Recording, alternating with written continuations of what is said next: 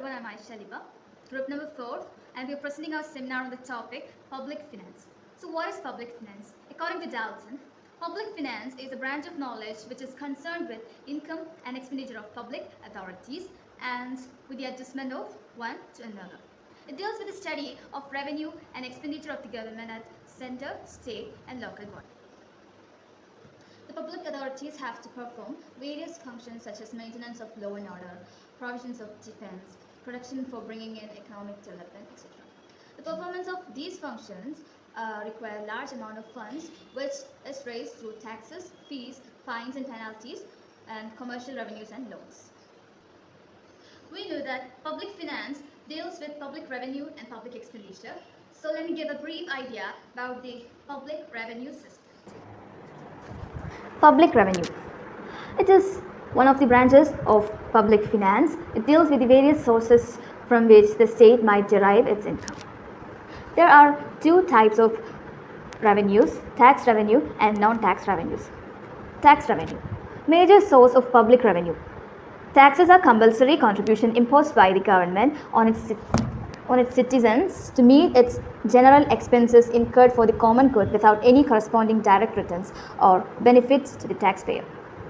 Hugh Dalton says that a tax is a compulsory contribution imposed by a public authority irrespective of exact amount of service rendered to the taxpayer in return and not imposed as a penalty for only legal offence. Next, non-tax revenue sources. The income of government other than the sources of taxes is known as non-tax revenue. The major sources of non-tax revenue are classified into three heads, namely administrative revenues, profits from commercial enterprises, and grants and gifts. Administrative revenue.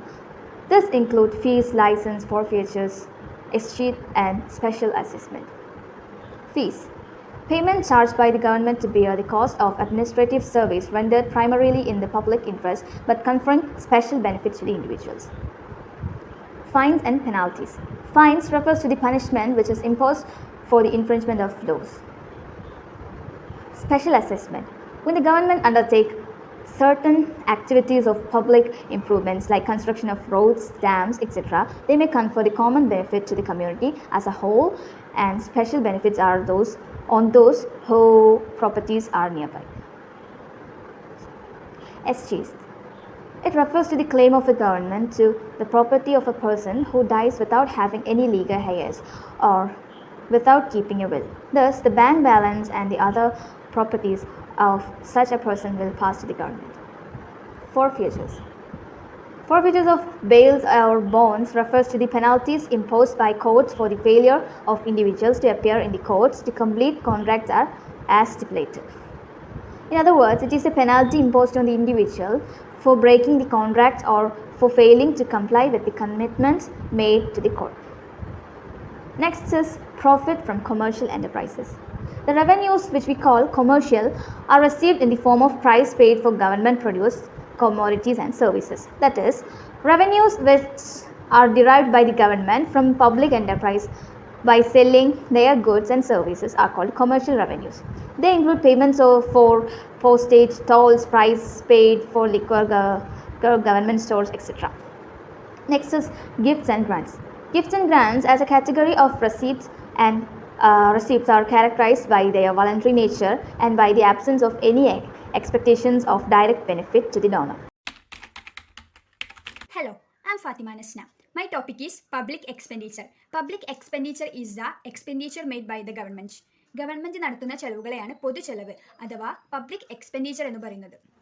Types or classification of public expenditure. വ്യത്യസ്ത സാമ്പത്തിക വിദഗ്ധർ പൊതുചെലവുകളെ വിവിധ രൂപങ്ങളിലായി തരംതിരിച്ചിട്ടുണ്ട്.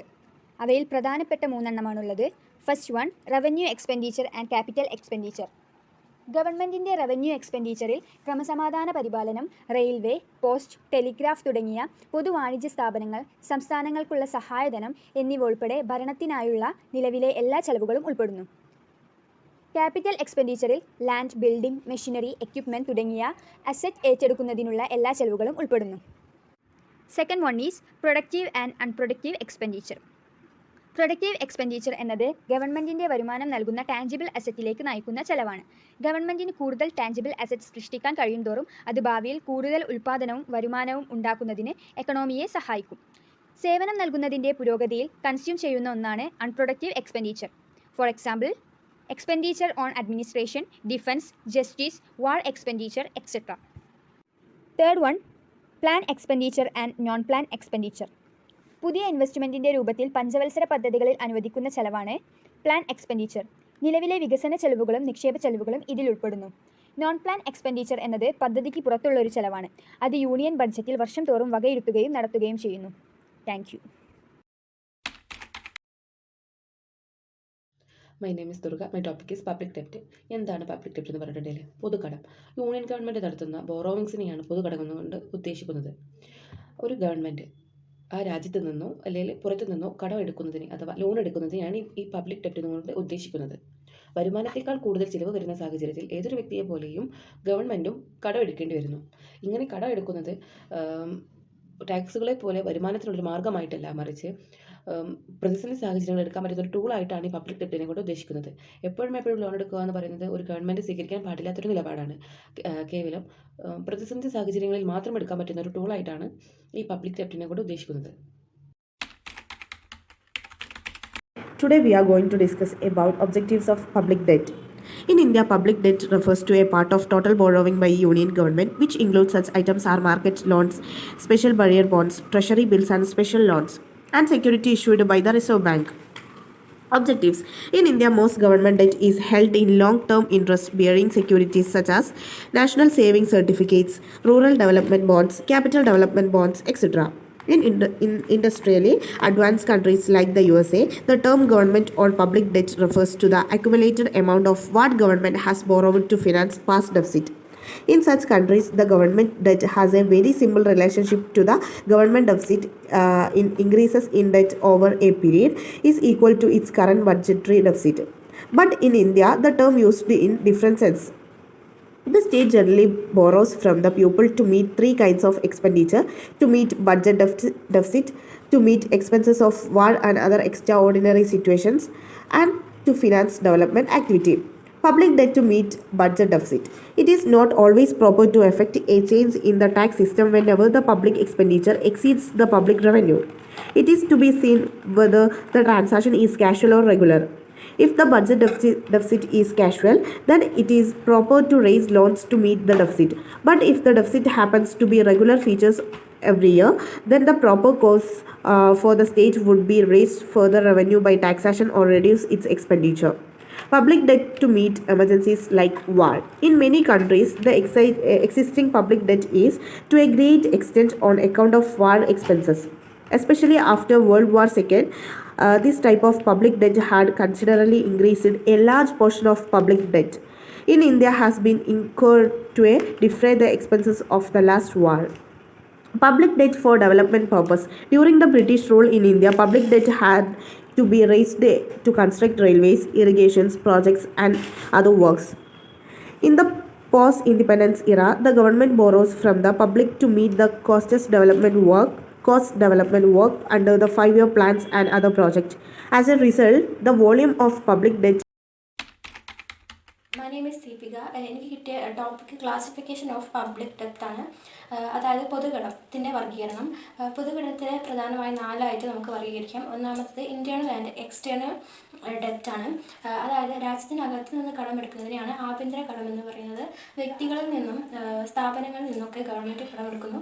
എന്നാൽ മറ്റ് രാജ്യങ്ങളിൽ നിന്നും അതായത് അന്താരാഷ്ട്ര ധനകാര്യ സ്ഥാപനങ്ങളിൽ നിന്നും അതായത് IMF, IBRD, ADB നിന്നൊക്കെ ബാഹ്യമായിട്ട് കടമെടുക്കുന്നുണ്ട്. ഇത് തിരിച്ചടയ്ക്കാൻ വലിയ തോതിലുള്ള വിദേശ നാണയം ആവശ്യം. രണ്ടാമത്തെ പോയിന്റ് എന്ന് പറയുന്നത് വാഗ്ദാനം നിറവേറ്റലും നിറവേറ്റാത്തതുമായ കടങ്ങളാണ്. ഒരു കടം എടുക്കുന്നതിന് ചില നിബന്ധനകളുണ്ട്. അതിൽ പ്രധാനമായിട്ടും വരുന്നത് പലിശയും തുകയും എടുക്കുന്നത് പോലെയുള്ള പ്രധാനപ്പെട്ട കാര്യങ്ങളാണ്. കൃത്യമായ ഒരു തീയതിക്ക് കടം വീട്ടാമെന്ന് സർക്കാരിൻ്റെ ഭാഗത്തു നിന്ന് വാഗ്ദാനം ഉണ്ടാവുകയാണെങ്കിൽ അത്തരം കടങ്ങളെയാണ് വാഗ്ദാനം നിറവേറ്റുന്ന കടങ്ങൾ എന്ന് പറയുന്നത്. ഇങ്ങനെയുള്ള സാഹചര്യത്തിൽ പലിശയും മുതലും കൊടുത്തു തീർക്കാൻ സർക്കാരിന് ചില ക്രമീകരണങ്ങളും ചെയ്യേണ്ടതുണ്ട്. അത്തരം കടങ്ങളെയാണ് നമ്മൾ ടെർമിനബിൾ ഡെപ്റ്റ് എന്ന് പറയുന്നത്. മൂന്നാമത്തെ പോയിന്റ് എന്ന് പറയുന്നത് short term, medium term, long term debts ആണ്. വാഗ്ദാനം നിറവേറ്റുന്ന കടങ്ങളെ വീണ്ടും അത് തിരിച്ചടയ്ക്കുന്ന കാലത്തിനെ അടിസ്ഥാനമാക്കി വീണ്ടും ഹ്രസ്വകാലയളവ്, ഇടക്കാലയളവ്, ദീർഘകാലയളവ് എന്നിങ്ങനെ വർഗീകരിക്കുന്നുണ്ട്. പേര് സൂചിപ്പിക്കുന്നത് പോലെ തന്നെ ഹ്രസ്വകാല കടങ്ങൾ വളരെ കുറഞ്ഞ കാലത്തിൽ, അതായത് 3 മുതൽ 50 മാസത്തിനുള്ളിൽ കാലാവധി പൂർത്തിയാക്കുന്നവയാണ്. നാലാമത്തെ പോയിന്റ് എന്ന് പറയുന്നത് ഫണ്ടഡ് ആൻഡ് അൺഫണ്ടഡ് ഡെപ്റ്റ്സ് ആണ്. ദീർഘകാലത്തേക്ക് എടുക്കുന്ന കടങ്ങളെയാണ് നിക്ഷിപ്ത കടങ്ങൾ എന്ന് പറയുന്നത്. ഇങ്ങനെയുള്ള കടങ്ങൾ യഥാർത്ഥത്തിൽ വലിയ നിക്ഷേപങ്ങൾക്ക് തുല്യമായി വരും. നിക്ഷേപിത കടങ്ങൾ ഒരു വർഷത്തിനുള്ളിൽ വീട്ടുകയോ അല്ലെങ്കിൽ തീരെ വീട്ടാതിരിക്കുകയോ ചെയ്യാൻ കഴിയുന്നവയാണ്.